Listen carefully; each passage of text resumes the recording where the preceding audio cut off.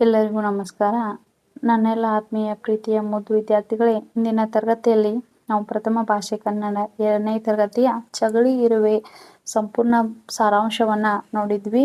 ಇಂದಿನ ತರಗತಿಯಲ್ಲಿ ನಾವೇನು ಮಾಡೋಣ, ಈ ಚಗಳಿ ಇರುವೆಯ ಪಾಠದ ಪ್ರಶ್ನೋತ್ತರಗಳನ್ನು ಎಲ್ಲವನ್ನ ಚರ್ಚೆ ಮಾಡೋಣ. ಕವಿ ಪರಿಚಯ, ಪದಗಳ ಅರ್ಥ, ಚಗಳಿ ಇರುವೆಗಳ ಮಹತ್ವ ಎಲ್ಲವನ್ನ ನಾವು ಹಿಂದಿನ ತರಗತಿಯಲ್ಲಿ ನೋಡಿದ್ವಿ. ಆದರೆ ಇಂದೇ ನಾವೇನು ಮಾಡೋಣ, ಇಂದಿನ ತರಗತಿಯಲ್ಲಿ ನಾವು ಚಗಳಿ ಇರುವೆಯ ಪಾಠದ ಪ್ರಶ್ನೋತ್ತರಗಳನ್ನು ಹಾಗೂ ಭಾಷಾ ಚಟುವಟಿಕೆಯನ್ನು ಇಂದಿನ ತರಗತಿಯಲ್ಲಿ ನೋಡಿಕೊಂಡು ಬರೋಣ. ಬನ್ನಿ.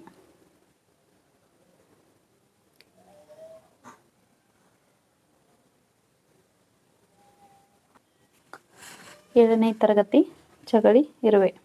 ಲೇಖಕರ ಪರಿಚಯವನ್ನು ನೋಡೋಣ. ಲೇಖಕರ ಹೆಸರು ಕೆ.ಪಿ. ಪೂರ್ಣಚಂದ್ರ ತೇಜಸ್ವಿ. ಲೇಖಕರು ರಾಷ್ಟ್ರಕವಿ ಕುವೆಂಪುರವರ ಪುತ್ರ. 1938 ಸೆಪ್ಟೆಂಬರ್ 8ರಂದು ಶಿವಮೊಗ್ಗದಲ್ಲಿ ಜನಿಸಿದರು. ತೋಟಗಾರಿಕೆ, ಛಾಯಾಗ್ರಹಣ, ಬರವಣಿಗೆ, ಚಿತ್ರಕಲೆ ಇವರ ಹವ್ಯಾಸ. ಕತೆ, ಪರಿಸರ, ಶಿಕಾರಿ ಸಂಬಂಧಿತ ಬರಹಗಳು ಹೀಗೆ ಹಲವು ಪ್ರಕಾರಗಳಲ್ಲಿ ಕೃತಿಗಳನ್ನು ರಚಿಸಿದ್ದಾರೆ. ಇವರಿಗೆ ಕರ್ನಾಟಕ ಸಾಹಿತ್ಯ ಅಕಾಡೆಮಿಯ ಪ್ರಶಸ್ತಿ, ಕೇಂದ್ರ ಸಾಹಿತ್ಯ ಅಕಾಡೆಮಿ ಪ್ರಶಸ್ತಿ, ಭಾರತೀಯ ಭಾಷಾ ಪರಿಷತ್ ಪ್ರಶಸ್ತಿ ದೊರೆತಿವೆ. ಇವರ ಸಮಗ್ರ ಸಾಹಿತ್ಯಕ್ಕಾಗಿ ಪಂಪ ಪ್ರಶಸ್ತಿ ನೀಡಲಾಗಿದೆ. ಇಂದಿನ ಮಕ್ಕಳು ಪರಿಸರವನ್ನು ವೀಕ್ಷಿಸುವುದು ಕಡಿಮೆ. ನಮ್ಮ ಸುತ್ತಮುತ್ತಲೂ ಅನೇಕ ಕೌತುಕಗಳು ಘಟಿಸುತ್ತಲೇ ಇರುತ್ತದೆ. ಅನೇಕ ಜೀವಿಗಳಿಂದ ನಾವು ಕಲಿಯಬೇಕಾದದ್ದು ಬಹಳಷ್ಟಿರುತ್ತದೆ. ಅದನ್ನು ಕಲಿಯುವ ನಿಟ್ಟಿನಲ್ಲಿ ಈ ಗದ್ಯ ಪಾಠವೊಂದು ಪ್ರಯತ್ನ. ಇಲ್ಲಿ ಲೇಖಕರು ಚಗಳಿ ಇರುವೆಗಳ ಪರಿಚಯವನ್ನು ಮಾಡಿಕೊಟ್ಟಿದ್ದಾರೆ. ಶಬ್ದಗಳ ಅರ್ಥವನ್ನು ನೋಡೋಣ. ಶಬ್ದಾರ್ಥ: ಸಂಕೀರ್ಣ, ಜಟಿಲವಾದದ್ದು. ಸಂವಹನ, ಸಾಗಿಸುವುದು. ಸಂಘಜೀವಿ, ಸಮೂಹದಲ್ಲಿ ವಾಸಿಸುವ ಸಮೂಹಜೀವಿ. ಲಾರ್ವಾ, ಮೊಟ್ಟೆಯಿಂದ ಹೊರಬಂದ ಮರಿ ಇರುವೆ. ನೆರವೇರಿಸು ಅಂದ್ರೆ ಸವರು. ಸವಿಸು, ಒಸರು, ಜಿನುಗು. ಸಿಂಪರಿಸು, ಚಿಮುಕಿಸು, ಸನ್ನದ್ಧ. ಉಚ್ಚಿ ಅಂದ್ರೆ ಎಂಜಲು. ಉಪದ್ರವಕಾರಿ, ತೊಂದರೆ ಕೊಡುವಂತಹ ಕೀಟ.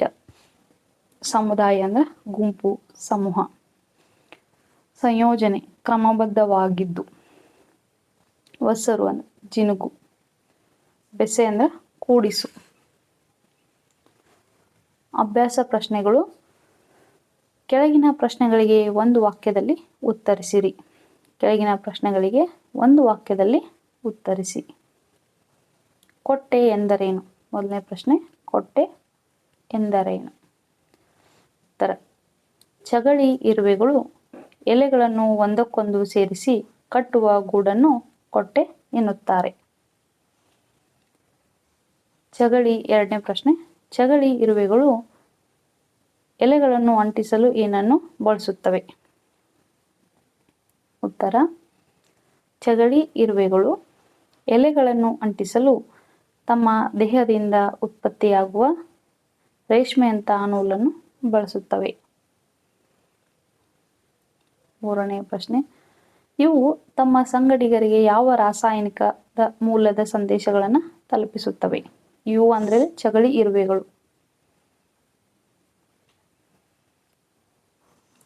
ಉತ್ತರ: ತಮ್ಮ ಸಂಗಡಿಗರಿಗೆ ಫಿರೋಮನ್ ರಾಸಾಯನಿಕವನ್ನು ಗಾಳಿಯಲ್ಲಿ ಸಿಂಪಡಿಸುವುದರ ಮೂಲಕ ಸಂದೇಶಗಳನ್ನು ತಲುಪಿಸುತ್ತವೆ. ಚಗಳಿ ಇರುವೆಗಳಂತೆಯೇ ಸಂಘ ಜೀವನವನ್ನು ನಡೆಸುವ ಇತರ ಜೀವಿಗಳು ಯಾವುವು? ಉತ್ತರ: ಚಗಳಿ ಇರುವೆಗಳಂತೆಯೇ ಸಂಘ ಜೀವನವನ್ನು ನಡೆಸುವ ಇತರ ಜೀವಿಗಳು ಜೇನುಹುಳು, ಕೆಂಪು ಇರುವೆ ಇತ್ಯಾದಿ. ಕೆಳಗಿನ ಪ್ರಶ್ನೆಗಳಿಗೆ 2-3 ವಾಕ್ಯಗಳಲ್ಲಿ ಉತ್ತರಿಸಿರಿ. ಚಗಳಿ ಇರುವೆಗಳ ಶಿಸ್ತಿಗೆ ಒಂದು ಉದಾಹರಣೆ ಕೊಡಿ. ಉತ್ತರ: ಕಟ್ಟುವ ರೀತಿ ನಿಜವಾಗಲೂ ಇರುವೆಗಳು ಶಿಸ್ತಿನ ಸಿಪಾಯಿಯಂತೆ ಕೆಲಸ ಮಾಡುತ್ತವೆ. ಎಲೆಯನ್ನು ಬಗ್ಗಿಸಿ ಇರುವೆಗಳು ಒಂದರ ಕಾಲು ಇನ್ನೊಂದು ಹಿಡಿದುಕೊಂಡು ಜೋತಾಡುತ್ತಾ ಕಟ್ಟುವುದು. ಕೆಲಸಗಾರ ಇರುವೆಗಳ ಕೆಲಸವೇನು? ಕೆಲಸಗಾರ ಇರುವೆಗಳು ತಿಗಣೆ ಮತ್ತು ಜಿಗಿ ಹುಳುಗಳನ್ನು ಹಿಡಿದು ತಂದು ತಾವು ಕೊಟ್ಟೆ ಕಟ್ಟಿದ ಮರದ ಕೊಂಬೆಗಳ ಮೇಲೆ ಅವುಗಳನ್ನು ಸಾಕುವುದು. ಚಗಳೆಗಳ ಜೀವನದಲ್ಲಿ ಇದಕ್ಕೆ ಅಪಾರ ಪ್ರಾಮುಖ್ಯತೆ ಇದೆ. ಅವು ತರುವ ಕೀಟಗಳ ಉತ್ತಿಷ್ಟ ಅಂದರೆ ಎಂಜಲು ಸಿಹಿಯಾದ ಮಧುವಾಗಿರುವುದರಿಂದ ಅದು ಇರುವೆಗಳಿಗೆ ಆಹಾರವಾಗುತ್ತದೆ. ಚಗಳಿ ಇರುವೆಗಳನ್ನು ಹಿಮ್ಮೆಟ್ಟಿಸುವುದು ಮನುಷ್ಯರಿಗೂ ಏಕೆ ಕಷ್ಟ? ಏಕೆ? ಉತ್ತರ: ಚಗಳಿ ಇರುವೆಗಳಲ್ಲಿ ಶಿಸ್ತು, ಧೈರ್ಯ ಮತ್ತು ಸಹಕಾರ ಇವುಗಳನ್ನು ಹಿಡಿಯಲು ಹೋದರೆ ಬದಲಿಗೆ ತಿರುಗಿ ನಿಂತು ಕಚ್ಚಲು ಹೋದರೆ ಓಡುವುದರ ಬದಲಿಗೆ ತಿರುಗಿ ನಿಂತು ನೆಗೆದು ಕಚ್ಚಲು ಸಿದ್ಧವಾಗುತ್ತವೆ.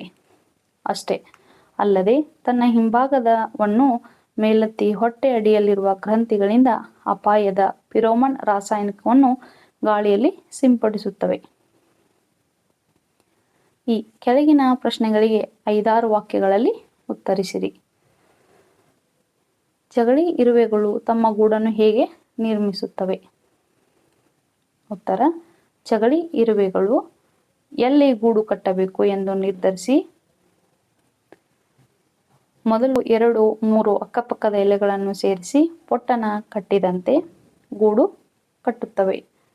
ನಂತರ ಅಕ್ಕಪಕ್ಕದ ಹಲವಾರು ಎಲೆಗಳನ್ನು ಹೊಂದಿಸಿ ಮಾಳಿಗೆಗಳನ್ನು ನಿರ್ಮಿಸುತ್ತಾ ಗೂಡನ್ನು ದೊಡ್ಡ ಮಾಡುತ್ತವೆ. ಇದರ ಶರೀರಕ್ಕಿಂತ 100 ಪಟ್ಟು ವಿಸ್ತಾರವಾಗಿಯೂ ಬಲವಾಗಿಯೂ ಇರುವ ಎಲೆಗಳನ್ನು ಬಗ್ಗಿಸಿ ಅದನ್ನು ದಾರದಿಂದ ಅಂಚನ್ನು ಹೊಲೆಯಲು ಅನೇಕ ಇರುವೆಗಳು ಒಂದರ ಕಾಲನ್ನು ಇನ್ನೊಂದು ಹಿಡಿದುಕೊಂಡು ಜೋತಾಡುತ್ತಾ ಮೇಲಿನಿಂದ ಕೆಳಗೆ ಬರುತ್ತವೆ. ಈ ಕಾರ್ಯದಲ್ಲಿ ಶಿಸ್ತಿನ ಸಿಪಾಯಿಯಂತೆ ಕರಾರುವಕ್ಕಾಗಿ ಕೆಲಸ ಮಾಡುತ್ತವೆ. ಈ ರೀತಿ ಗೂಡನ್ನು ನಿರ್ಮಿಸುತ್ತವೆ. ಚಗಳಿ ಇರುವೆಗಳು ಉಪಾಯಕಾರಿಯೂ ಹೌದು, ಉಪದ್ರವಕಾರಿಯೂ ಹೌದು. ಈ ಹೇಳಿಕೆಯನ್ನು ವಿವರಿಸಿರಿ. ಚಗಳಿ ಇರುವೆಗಳು ತಮ್ಮ ಆಹಾರಕ್ಕಾಗಿ ಲಕ್ಷಾಂತರ ಕೀಟಗಳನ್ನು ಹಿಡಿದು ತಂದು ಕೊಲ್ಲುವುದರಿಂದ ಸಹಾಯ ಮಾಡಿದಂತಾಗುತ್ತದೆ.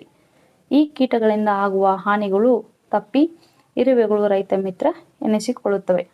ಹಾಗೆಯೇ ಜಿಗಿಣಿ ಹುಳುಗಳನ್ನು, ತಿಗಣೆಗಳನ್ನು, ಗೂಡು ಮಾಡಿರುವ ಮರಗಿಡಗಳೆಲ್ಲ ತಂದು ಸಾಕುವುದರಿಂದ ಇವು ಉಪದ್ರವಕಾರಿ ಕೀಟಗಳನ್ನು ಗಿಡದಿಂದ ಗಿಡಕ್ಕೆ ಹಬ್ಬಿಸಿ ಸಾಕುವ ವಾಹಕಗಳಾಗಿವೆ.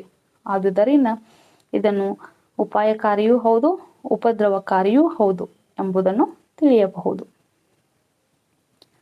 ಕಷ್ಟಕ್ಕೆ ಹೆದರಿ ಓಡಬಾರದು, ತಿರುಗಿ ನಿಂತು ಎದುರಿಸಬೇಕೆಂಬ ಸಂದೇಶವನ್ನು ನಾವು ಇರುವೆಗಳ ಜೀವನದಿಂದ ಹೇಗೆ ಕಲಿಯಬಹುದು? ಅಂದರೆ ಇವುಗಳ ಜೀವನದಿಂದ ಹೇಗೆ ಕಲಿಯಬಹುದು? ಉತ್ತರ: ಮನುಷ್ಯನೇನಾದರೂ ಚಗಳಿ ಇರುವೆಗಳನ್ನು ಹಿಡಿಯಲು ಅಥವಾ ಹಿಂಸಿಸಲು ಹೋದರೆ ಅವು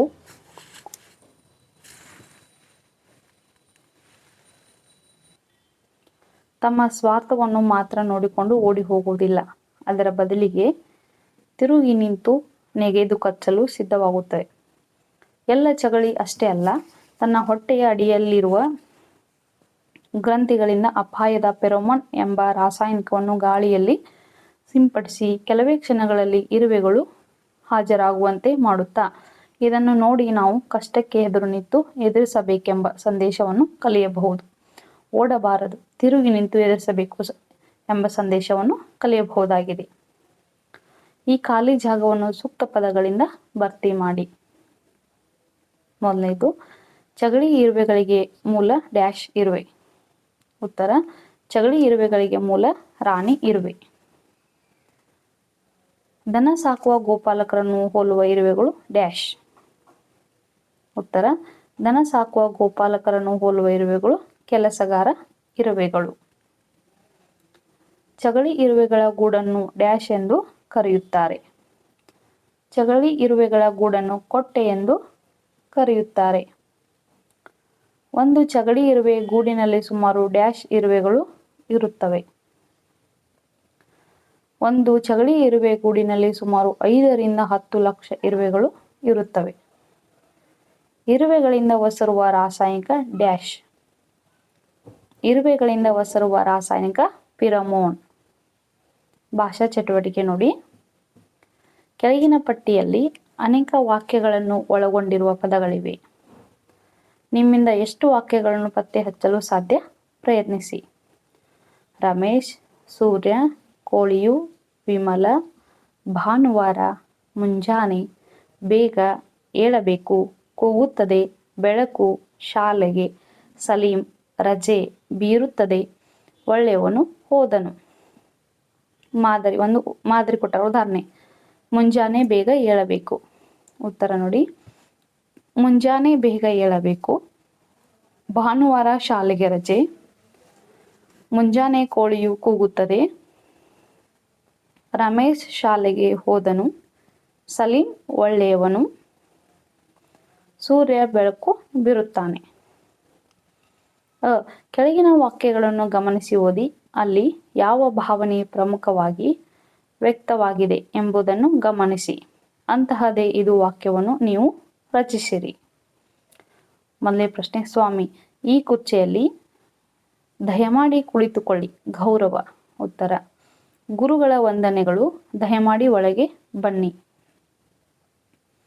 ದೇವ ನಮಗೆ ಒಳಿತನ್ನು ಮಾಡು. ಪ್ರಾರ್ಥನೆ. ಉತ್ತರ, ದೇವರೇ ಎಲ್ಲರಿಗೂ ಒಳ್ಳೆಯದನ್ನು ಮಾಡು. ಮೂರನೇ ಪ್ರಶ್ನೆ, ಅಯ್ಯೋ ಮಗು ಎಡವಿ ಬಿದ್ದಿದೆ. ಕಾಳಜಿ. ಉತ್ತರ, ಅಯ್ಯೋ ಹಾಲೆಲ್ಲ ಚೆಲ್ಲಿ ಹೋಯಿತು. ಭಲೆ ನೀನು ನಮ್ಮ ಊರಿನ ಮಾನ ಕಾಪಾಡಿ. ಮೆಚ್ಚುಗೆ ವ್ಯಕ್ತಪಡಿಸುವುದು.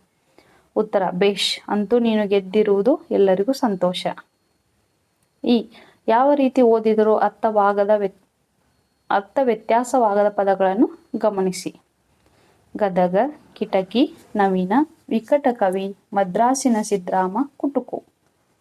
ಉತ್ತರ, ನಯನ, ದಡದ, ಕನಕ, ನಮನ, ಜಲಜ, ಗುನುಗು. ಅದೇ ರೀತಿಯಾಗಿ ಪದಗಳನ್ನು ಅಂದರೆ ಯಾವ ಕಡೆಯಿಂದ ನೋಡಿದ್ರೂ ಅದರ ವ್ಯತ್ಯಾಸ ಅದಲು ಬದಲಾಗುವುದಿಲ್ಲ.